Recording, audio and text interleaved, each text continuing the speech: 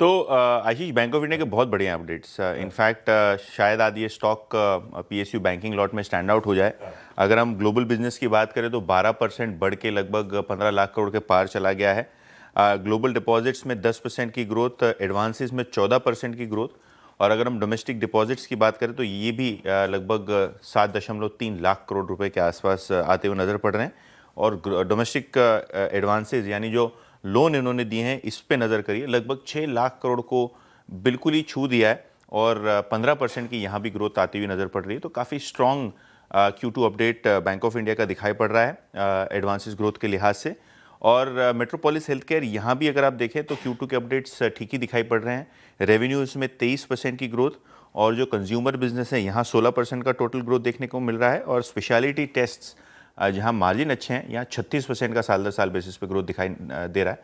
तो दोनों ही मेट्रोपोलिस और बैंक ऑफ इंडिया जो क्वार्टरली अपडेट्स हैं वो ठीक ठाक दिखाई पड़ रहे हैं। LTIMindtree की बात करें तो इन्होंने ग्लोबल एंटरटेनमेंट फर्म के साथ करार किया है, और जो जब भी डिजिटल ट्रांसफॉर्मेशंस को रिलेटेड ये ऑर्डर इनको आता हुआ नज़र पड़ रहा है।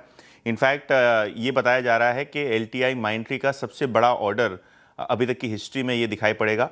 इसके अलावा अगर हम डील साइज़ की बात करें तो लगभग $580 मिलियन के आसपास देखा जा सकता है। यानी ब्रॉडली अगर हम गणित करें तो 5,000 करोड़ रुपए का डिजिटल ट्रांसफॉर्मेशन ऑर्डर उनके हाथ लगा है। इसके अलावा अगर हम मई की बात करें तो $450 मिलियन का उनको ऑर्डर मिला था, जो कि एक बड़ी एग्री बेस्ड कंपनी का था। तो उसके बाद का ये बड़ा ऑर्डर आपको एंटरटेनमेंट सेगमेंट से डिजिटल ट्रांसफॉर्मेशन के लिए LTIMindtree के हाथ लगता हुआ नजर पड़ रहा है। ओके, तो अगर हम अगस्त का डेटा देखें तो यहाँ इंप्रूवमेंट दिख रहा है जियो और भारती एयरटेल के लिए। इनफैक्ट कुल मिला के जो अगस्त में यूज़र्स ऐड हुए हैं वो 35 लाख यूज़र्स ऐड हुए हैं, जो जुलाई में लगभग 5 लाख ग्राहकों के आसपास था, जहाँ रिलायंस के जियो टेलीकॉम आर्म ने सबसे ज़्यादा कस्टमर्स, लगभग 19.5 लाख कस्टमर्स जोड़े हैं, जो कि 5 लाख का नंबर था जुलाई में। भारती ने 5 लाख सब्सक्राइबर्स के आसपास जोड़े हैं, हालांकि वोडाफोन आइडिया ने लगभग 3 लाख का सब्सक्राइबर्स खोए हैं।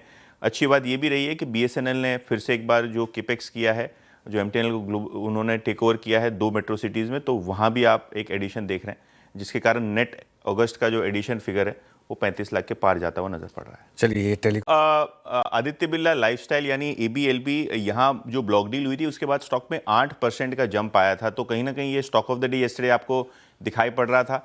और अगर हम बात करें तो फ्लिपकार्ट ने यहाँ 6% हिस्सा बेचा, जो हमने रिपोर्ट किया था। अगर हम 3 मुख्य बायर्स की बात करें तो SBI लाइफ इंश्योरेंस, इन्होंने लगभग 2.25 करोड़ शेयर खरीदे, 236 करोड़ का माल है ये।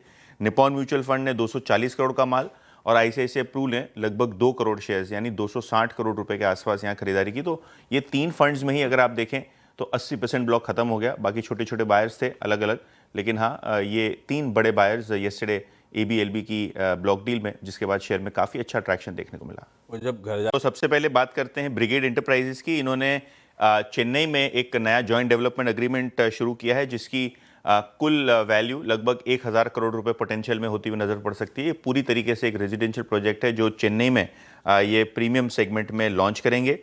इसके अलावा GRSC निरंजन भालेराव को इन्होंने CFO नियुक्त किया है, डायरेक्टर फाइनेंस। इसके पहले ये इंडियन ऑयल कॉर्पोरेशन में डायरेक्टर फाइनेंस थे। तो देखते हैं स्टॉक इस मैनेजमेंट चेंज पे कैसे रिएक्ट करता है। और आखिर में एस्टर DM हेल्थ केयर, ऐसे भी यस्टरडे से काफ़ी सारे हॉस्पिटल स्टॉक्स फेवर में चल रहे हैं। एस्ट्रल की बात करें तो इनको NSE BSE से NOC मिली है क्वालिटी हेल्थ केयर को अपने अंदर मर्ज करने के लिए।